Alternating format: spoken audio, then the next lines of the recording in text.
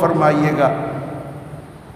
ہم تو شیطان کے پندے میں، اس کے زنجیروں میں جکڑے ہوئے ہیں ہم، لیکن میرے نبی کے یار ایسے تھے، وہ شیطان کو زنجیروں میں جکڑ کے باندھ کے رکھتے تھے۔ پھر شیطان ان کے سامنے یوں ہاتھ جوڑتا تھا، اللہ کے لیے اس مرتبہ تو چھوڑ دو، آئندہ میں نہیں آؤں گا تیرے پاس، اس مرتبہ چھوڑ دو مجھے۔ شیطان ہاتھ جوڑتا تھا۔ جس گلی سے میرا حضرت عمر بن خطاب گزرتا تھا تو شیطان اپنا آخری اسپیڈ سے وہاں بھاگ جاتا تھا، کہیں ایسا نہ ہو کہ حضرت عمر کا کپڑا مجھ سے لگ جائے اور میں جل جاؤں۔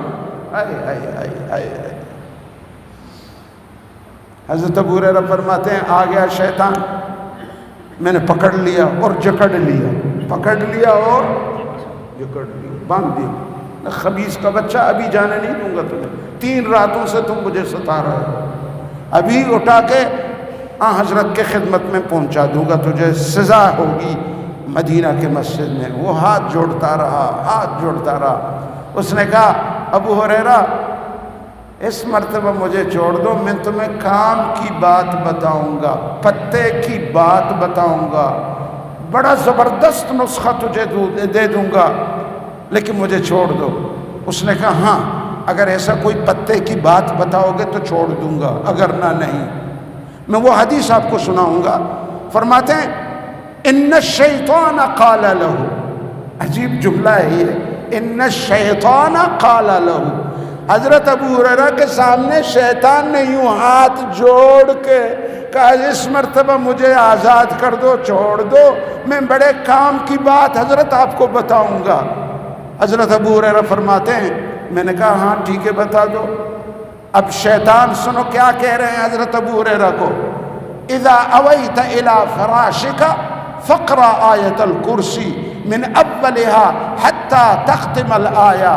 ابو ہریرہ جب تو اپنے بسترے میں آرام کرنے کی غرض سے جاؤ گے، آیت الکرسی کو پڑھ لو، اول سے آخر تک آیت الکرسی کو پڑھ لو۔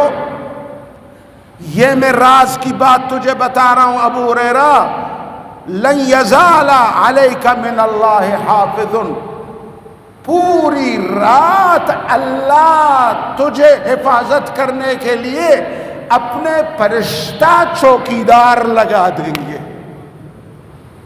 لن یزال اللہ، لن یزال علیک من اللہ حافظ، فرشتے پوری رات چوکیداری کریں گے، تیرا گارڈ بنیں گے۔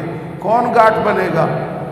صوفی پیر محمد نہیں، اس کو نیند آتی ہے وہ تو خود سو جاتا ہے، اللہ کے فرشتے جن کو نیند بھی نہیں آتا وہ گارڈ دیں گے آپ کو۔